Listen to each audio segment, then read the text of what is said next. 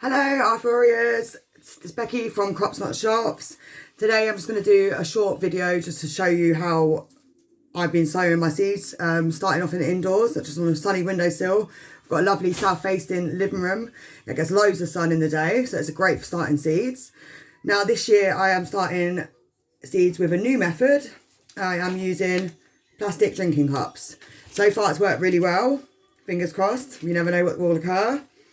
So just quickly to show you how I've been doing it, I literally get in the stack of cups, and at the bottom of the cups I'm just going 1, 2, 3, and so on. 1, 2, 3. Now I know my smaller trays can hold 6 of these cups, so I'm just going 1, 2, 3. So just got a few slits at the bottom. I don't know if you can see that, which will create some drainage. No, you can't. Maybe that one. You can just get the gist, just some slight slits that just give it a bit more, give it some drainage, sorry. So again, 1, 2, 3. And then I'm setting my stacks of 6 cups in a stack, ready to plant my seeds. So, now I have cut all the holes out of my cups. I have a little helper. Say hello, Skylar Rose. Hi. So, I always find it easier to pre-plan what I'm going to be sowing before I start to sow. Otherwise, I'll end up with a big box of seeds and I'm just looking through it and I'll lose my sort of sense of directions. So today I'm sowing tomatoes, all different varieties. I'm going to get some peppers, loads more peppers, and aubergines planted. So I have pre-sorted out my seeds. I've pre-sorted out my seeds and I've wrote on there the date that they're going to be planted and the variety. It's always good to always make a note of what you're planting. Sorry, slight technical glitch. I sort out that background noise. So I always like to, whenever I sow, I always keep a track of what I'm sowing, because you think to yourself, right, I remember what that is and I remember what that is, but when it comes down to it, you're like, I have not got a clue. So on the cups, I've just wrote the date and the variety. Now I am going to be planting some actual heirloom variety seeds. And I'll be helping. And with my little helper. So I've wrote that on the cup as well. So that's the next stage. Okay. So we're just going to set up our Planting pots. And next we're going to prepare the potting compost. So for this we're using just standard everyday normal compost, multi-purpose compost. And you can buy direct seeding compost. Now, you don't need to add any fertiliser to your seed pots, because everything your seed needs is within the little seed case. All the nutrition it needs to start it off is fine. Now, you can't just go straight for the straight compost out of the bag. I always like to sieve my compost. So I'm sieving it into a box just to get rid of any big lumps and sticks, just to give our seedlings the best chance of life. So once we've done that, we'll be back. What? So say it again. I just found a rock. She's just found a rock. So we're just sieving our compost like this, which will create a nice fine mixture for our seedlings. And then we will do a mix of perlite as well, about 1 to 5. And that way it just adds a bit more drainage to your pots. So whenever you use perlite, it's ideally what you want to do is not to breathe in the dust as much as possible. It's not very good for your lungs. So you add water directly to the bag, which holds this little white, almost like polystyrene type rock stuff. And that way the water will just tone down the dust, stop it going into your lungs. So once you've got your watered perlite and your well sieved compost, then you can then pre-mix it all up. As I said, about 1 to 5, you don't have to be exact. And the water can go straight in as well, because we want to moisten the compost before we start seeding it. Wow! So once you've got your stack of cups and your seeds organised, you know what you're going to plant, and you've pre-mixed your compost and you've got it slightly moist, so it's about like that sort of consistency. You can squeeze it in a ball, it just sort of gently falls apart, because the aim of the game is to have moist compost before you start putting your seeds in and sowing your seeds. So we're just going to fill the cups. And You're not in the picture, come. And I am just mixing it so that actually works. And this is my mixer, my little mixer helper. Now, okay, we don't want it all over the floor though, darling. Okay. Price of compost these days. So we're just literally filling up the cups, gently pushing it down. You don't want to firm it too much down. You want to give the seedlings a chance to push through. And again, next cup, composting. Can I do one? Of course you can, baby. Where's my one? Here you are. Okay.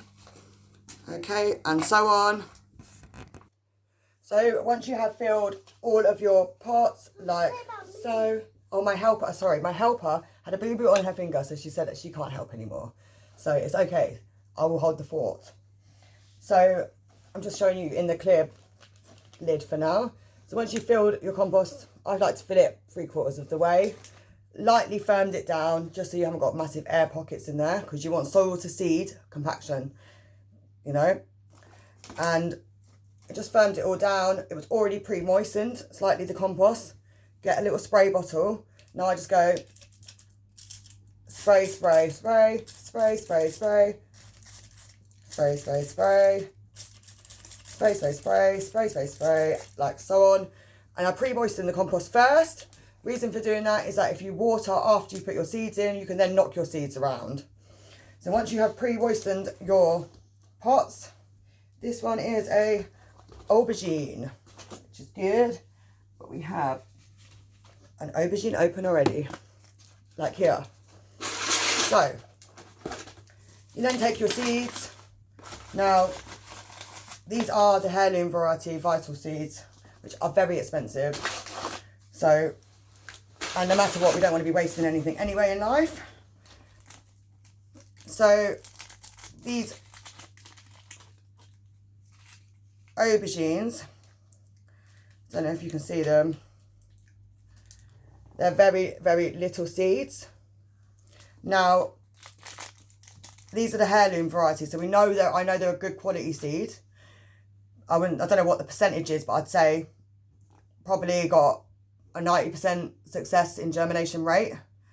So I'm literally just going to very, very gently in my cup put 1 or 2 seeds in each cup. Getting it by dipping my finger, like so.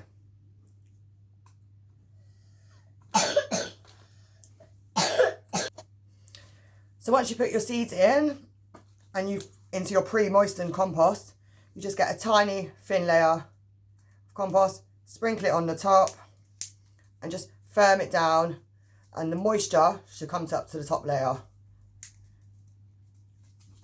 Do that with all of your seeds. Lightly sprinkle on, little layer, firm it down like so, firm it down like so, firm it down like so.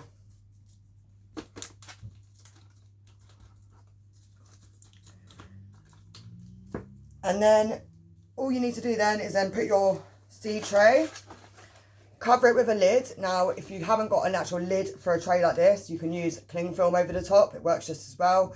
That not only acts as more of a mini greenhouse type thing to keep the warmth in, but it keeps the moisture in as well, which means you don't need to water your seeds. Now, the number one failure of seeds is, I find, is number one is over watering. You need to keep your seeds moist, but you want your seeds roots want to search out for water, so they don't want to be sitting in water, and you want to make sure that they're doing what they're supposed to be doing, i.e. looking for water. So you don't need to worry about watering them too much. If you kept your container covered, then most of the moisture will stay inside. In the sunshine, that's not a problem at all. Put it on a sunny windowsill. If you don't have a sunny windowsill, another thing to remember is that until these actual seeds actually break the surface and you actually begin to see growth, seeds only need heat to germinate. Okay, so I've got a nifty little spot, and that is on top of my tropical fish tank because it's got a heater inside. The lid is a very warm area, and I find my seeds germinate really, really well on there. Now, obviously, my fish tank's about this big, and I'm doing quite a lot of seeds and a mass production at the moment. So I'm keeping them on my sunny south-facing windowsill. And, excuse the sunlight. Depending on what seed you plant, every seed has a sort of different germination temperature as well as a different germination time of, like, the actual time it's going to take to germinate. These are some aubergines here. Oh no, for aubergines and peppers here. So I've got these little aubergines and peppers here and they're doing well. In fact, really well. Really well. I'm happy with these because aubergines in general have a bit of a longer germination rate than some plants. So come into my little seed greenhouse, which is just my windowsill. And we are flying. We've got cucumbers, tomatoes, more tomatoes, a few peppers, and more. Now, this was the first time in these cups that I started using the method of using actual drinking cups. So I threw caution to the wind and I was not sure how well my seeds were going to germinate. So I overseeded slightly. Now, I do almost regret that a little bit because when it comes to thinning out, I will be saving my plants as much as possible and either trying to repot all of the individual seedlings, which I'll show you in another video. But as you can see, the germination rate has been amazing. I mean, these cucumbers are absolutely firing ahead as well, if you can see them there. And all of the tomatoes. But with this next set of sowing, I'm going to sow more thinly because I know that first and foremost, my seeds are really good quality. The seedlings obviously like this method of sowing. And then it'll be less transplanting and less wastage of seedlings, because another factor why I find seeds fail is the transplanting time, which is another crucial time. And you can catch me on my next video. So you can see here all the water is just kept in within the lid, which is what we want because we don't want it to dry out. Now just quickly, I actually have a problem with fungus gnats in my house. Woo! Now, a lovely neighbour of mine so thoughtfully gave me a houseplant once in a blue moon a while ago. And this houseplant brought fungus gnats into my house. Now, it's a massive problem for me in the way of, I mean, they can't hurt you, but they do eat seedlings. They eat the fibrous roots on the seedlings, so not naturally seedlings. Now, so what I do to stop the fungus gnats getting into any of my new seedlings, which is what I want to protect the most, I just got a bag of sharp sand from any builder's merchants, and I literally just get the sharp sand. Once I put my seed in, pre-watered the compost, then put my seed in. Before I put it up onto my seedling growing station, which is my windowsill, I literally just get a handful of sand and I just put a little top layer of sand on my seedlings, like so. I don't firm it down or anything. I just put it like that so it's covered completely, if you can see there. And that way, the actual fungus gnats can't get in there to lay their eggs, because the larvae eat the roots. And that is a tried and tested method. It works really well for my seedlings. Once the plants are a bit bigger, I'm not that worried about them. I will do another video on pest control. There is a few methods I do just to keep them at bay. Don't think I'm ever going to get rid of them though, not with the amount of plants in my house, I'm afraid. So thanks for watching, guys. In regards to just the number of seeds you're putting in, obviously always read the packet. Bear in mind, your bigger seeds like cucumbers, you only need one to a pot. Your smaller seeds, certain herbs and things, salad leaves and things, you might want to overseed certain types of vegetables. You want to overseed in each individual pot because they want to compete with each other to push each other up, such as beetroot and things, although beetroot doesn't like to be transplanted. Now, I know that the warm weather's here and everyone is starting to go seed crazy, plant crazy, but just bear in mind when you're planting your seeds is that it's all good starting off your baby seeds, but once you go to the stage of having to transplant them into individual pots and separate your plants out, you need to make sure you've got the space to accommodate them, because along with the actual the temperature of what's outside, because if you don't have the space to accommodate them inside, then it's too early for them to go outside. It's going to be a waste of time because they're not going to be happy inside. They're going to be leggy. They're going to be wanting to go outside, but it's going to be too early for them. So just a quick tip is make sure you definitely read your packaging and look at your packages of your seeds, which will give you all of the information in regards to growing times, when you should be seeding them, whether you should be seeding indoors or outdoors. So that will give you all your information. Bear in mind the time you're going to have to look after them until they need to be planted out. And that's mainly my biggest tips. So happy seeding. And my little helper, what would you like to say?